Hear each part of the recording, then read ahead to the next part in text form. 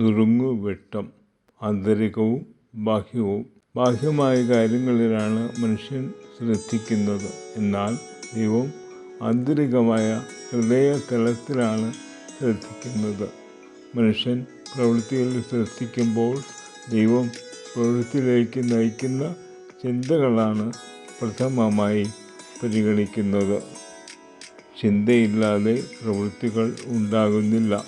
നല്ല പ്രവൃത്തികൾ വേണമെങ്കിൽ അവ നല്ല ചിന്തയിൽ ആരംഭിക്കണം. പുറമേ നിന്ന് ഉള്ളിലേക്ക് കടന്ന് ഒരുവനെ അശുദ്ധനാക്കാൻ ഒന്നിനും കഴിയുകയില്ല.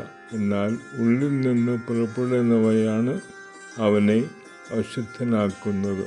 ഇക്കാര്യം ജനത്തോട് പറഞ്ഞതിന് ശേഷം ശിഷ്യർക്ക് വീണ്ടും വ്യാഖ്യാനിച്ചു കൊടുക്കുന്നുണ്ട് ക്രിസ്തു. പുറത്തുനിന്ന് വരുന്ന ഭക്ഷണ സാധനങ്ങൾ വായിലേക്കും വയറ്റിലേക്കും എന്നല്ലാതെ ഹൃദയത്തിലേക്ക് പ്രവേശിക്കുന്നില്ല. ഹൃദയത്തിൽ നിന്നുമാണ് വിചാരങ്ങൾ വരുന്നത്.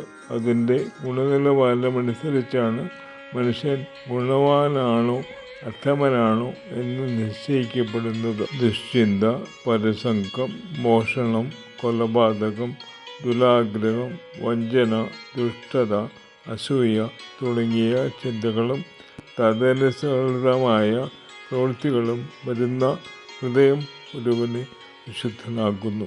ഹൃദയമാണ് ശ്രീകോവിൽ. അവിടെ പരിശുദ്ധനായ ദൈവത്തിൻ്റെ പ്രതിഷ്ഠയുണ്ടെങ്കിൽ അത്തരം മനുഷ്യരിൽ നിന്ന് നല്ല വിചാരങ്ങൾ പുറപ്പെടും. അവ നല്ല പ്രവൃത്തികളിലേക്ക് നയിക്കും. അത്തരം മനുഷ്യരെ നല്ല മനുഷ്യരായി ദൈവം വിധിക്കും, വിലയിരുത്തും. ആമേൻ.